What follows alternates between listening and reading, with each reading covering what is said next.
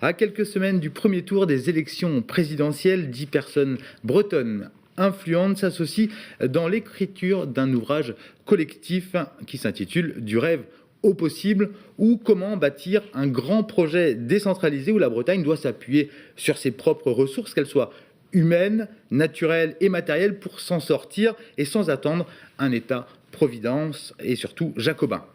Pour en parler à mes côtés, l'un des co-auteurs de cet ouvrage. Bonjour Jacques Bernard. Bonjour. Vous êtes l'ancien président de l'association Produits en Bretagne et actuellement vice-président de l'Institut Locarn.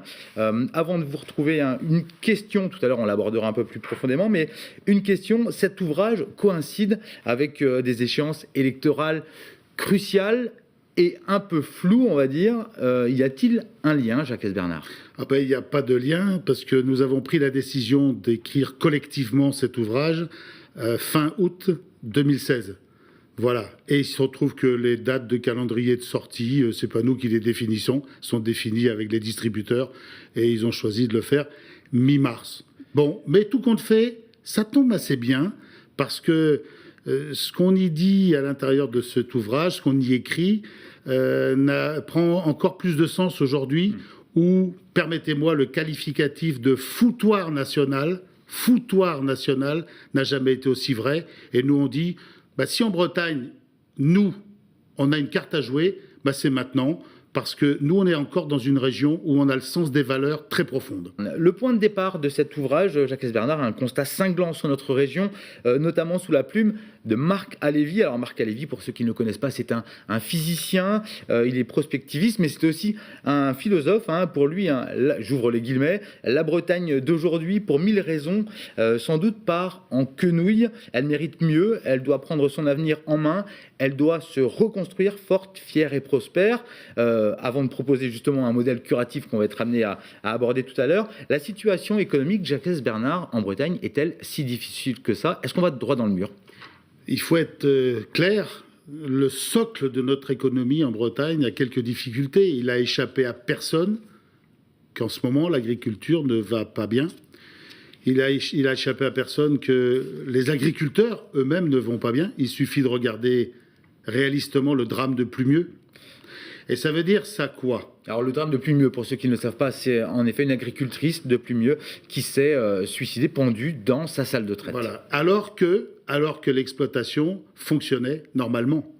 Mais au bout d'un moment, dans une entreprise normale, ça s'appelle un burn-out, mais pas en agriculture. Or, aujourd'hui, il y a quand même un constat qu'il faut faire, c'est que l'agriculteur ne vit plus dignement de son travail.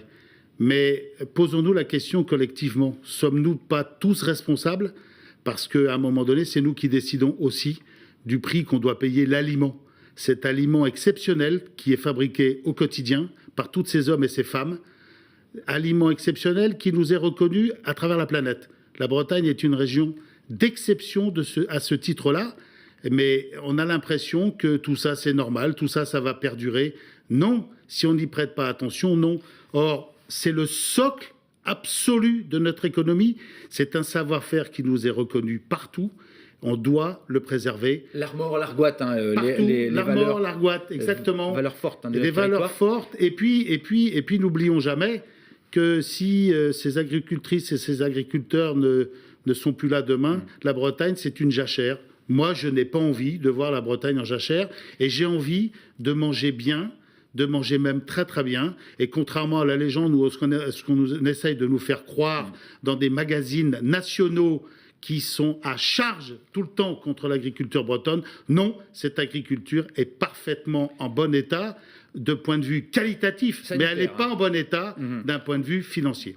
Alors dans cet ouvrage, vous allez justement donner des pistes pour que ça aille mieux. Marc Halévy parle de la fin d'un paradigme. Nous sommes à la fin d'un cycle. Cette bifurcation majeure, la crise que nous connaissons actuellement, est irréversible. Il faut tourner la page, quoi qu'il en soit, ne plus faire référence au passé, on doit faire table rase. Alors c'est justement la philosophie de cet ouvrage que vous avez coécrit avec des plumes de talent. Citez-nous quelques noms de ces personnes. Je vais citer d'abord le président de l'Institut de Locarn, Alain Glon, qui sait de quoi il parle quand il écrit sur l'économie.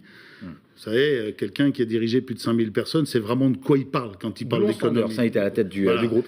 Et puis Jean Olivreau, remarquable professeur à l'université, géographe, extrêmement visionnaire. Tout ce qu'il a dit, notamment sur les métropoles, la métropolisation de la Bretagne, est-ce un bien ?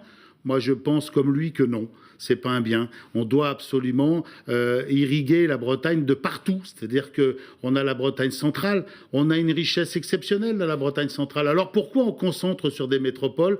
C'est stupide, c'est d'une stupidité sans nom.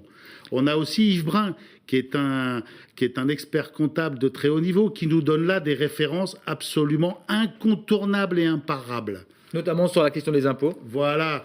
Et puis Claude Prigent de Brace TPE, parce que n'oublions pas que le plus grand employeur potentiel, ce sont quand même bien les petites et moyennes, des toutes petites entreprises, des TPE. Donc très important. Alors voilà, vous avez cité quelques noms, vous parlez d'Yves Brun et justement du côté économique de la question de ce livre.